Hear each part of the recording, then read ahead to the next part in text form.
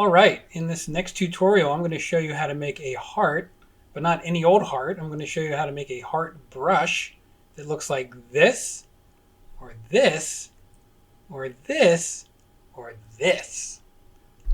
Let's go check it out. Here we go.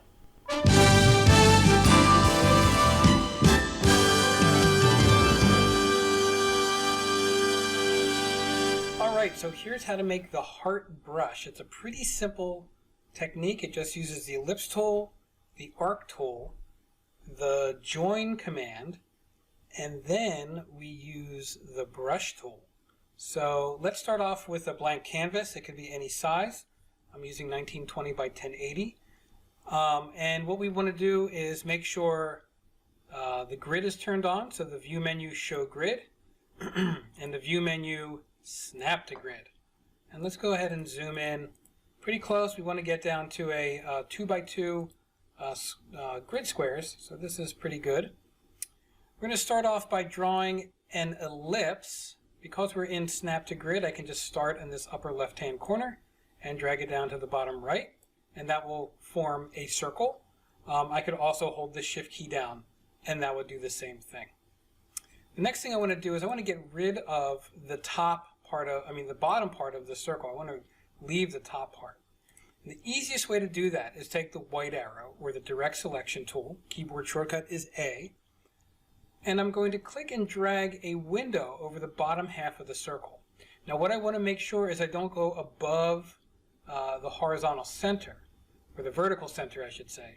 I want to stay below the vertical center, just so I'm selecting these two segments as well as this anchor point. If I went above this horizontal line, then that would select the entire circle, and that's not what I want. The next thing I'm going to do is hit delete on the keyboard. Alright, so now we have the start of one part of the shape. The next thing I'm going to do is I'm going to get to the Arc tool, and that's typically associated with your shape tools. And I'm going to start at this point here, and I'm going to drag this down to the center line, essentially lining up with the right-hand side of the semicircle. And snap to grid, so that'll snap into those points. The next thing I want to do is I want to adjust the anchor handle here, so the curve isn't going out like this, but the curve is going in. So I'm going to take my white arrow and I'm going to click just on this anchor point, and you'll see these handles become revealed. And what I want to do is I want to take this anchor handle and I want to click on it, and I'm going to drag it to the center line. Now you're going to notice that as I drag it, it gets locked into these, to the smaller subdivisions of this grid, and about 4 or 5 little squares up from the bottom will work really well. Alright, so now we have the shapes that are beginning to form the foundation of the heart. What I want to do next is join them together, and then after that reflect them and join it all together. So I'm going to take my black arrow and I'm going to select both of these shapes, the semicircle and the modified arc. I'm going to go to the Object menu, to Path, and to Join. And you'll see there's a keyboard shortcut, Control J. If you're on a Mac, it's Command J. So I'm going to click on that, and now what it's done is it's welded essentially these two paths together. So now what we need to do is make a reflected copy of this path. And to do that, we'll get to the Reflect tool, which is keyboard shortcut O, typically associated with the Rotate tool. I'm going to hold the Alt key down, if you're on a Mac, the Option key down, and I want to click somewhere along this vertical line where these two endpoints are. And what that's going to do is it's going to create the reflect transformation along this line. So I'm going to hold Alt or Option down, and anywhere along this line is fine. And I click on it, I get the Reflect dialog box pops up. And what I want to do is I want the vertical reflection, and I want to copy it. So I click on Copy, and now I have a heart. Now, right now it's two separate pieces, so I want to unite these together. And instead of using the Pathfinder to unite them, I'm going to go back to the Join tool and do it that way. So I'm going to select both lines, both paths I should say, Object, Path, Join, Command or Control J will do the same thing. So now I have this heart. All right, so That's pretty simple, but I want to take it one step further. I want to show you how to make a brush out of this. So the first thing I want to do is just give this a fill color. I'm going to give it a nice pink color, and I'm going to make the stroke none. And I do that by clicking on the stroke icon here and clicking on the red slash.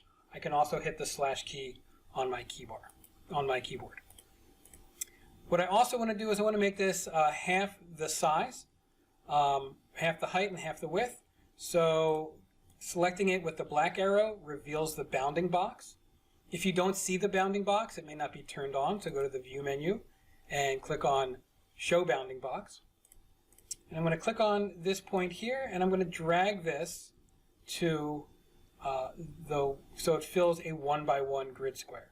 Now I can certainly do that with my Shift key, and that'll kind of lock it into the same proportions. All right, so now for the fun part.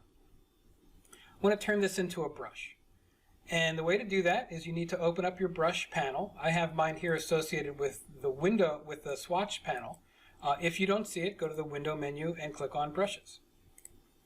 Now, there's a bunch of different ways that we can make brushes. We'll explore more of these in further tutorials.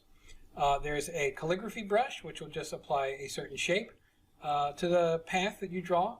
There's an art brush, which will take any Illustrator shape or combination of shapes and use that as a brush path.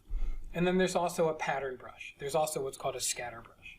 But for art purposes today, we're going to make what's called an art brush. So to do that, you take the heart that you've just created with the black arrow, and you drag it into the brushes panel. And you get to select here what kind of brush you want to make. For our purposes, again, we're making an art brush, and I'm going to click on OK. All right, so we're going to make one little modification in here, and then we'll have a brush. You can obviously give it a name. I'll call mine Heart Brush. And what you can do is change how that heart is applied to the path that you're making. The way it's applied now is if I draw a path from left to right, the heart will sit on it that way. But what I want to do is I want to change it so if I draw a curved line, and the curve starts here, and then it goes down to here, following this kind of arc, I want the top of the heart to be here and the bottom here. So it has a little bit of a flare to it. So what I'm going to do is I'm going to change the orientation so it goes from the top to the bottom. And I'm going to click on OK. Now we apply it. I'm going to take the arc tool, which we used earlier on to make the shape, and I'm just going to click and make an arc. And what I'm going to do now is click on the heart brush, and now I've applied a heart brush to it. So what's cool about this is if I go in different directions, now I make hearts that have different angles and different shapes. You've got to be careful, it gets a little distorted when the path is too small, so let's undo that one. If I make a larger one, I get a nice big heart. So you see where I'm going with this. So here you have the heart brush. I could do this all day. All right, I hope you enjoyed it, and I'll see you in the next tutorial.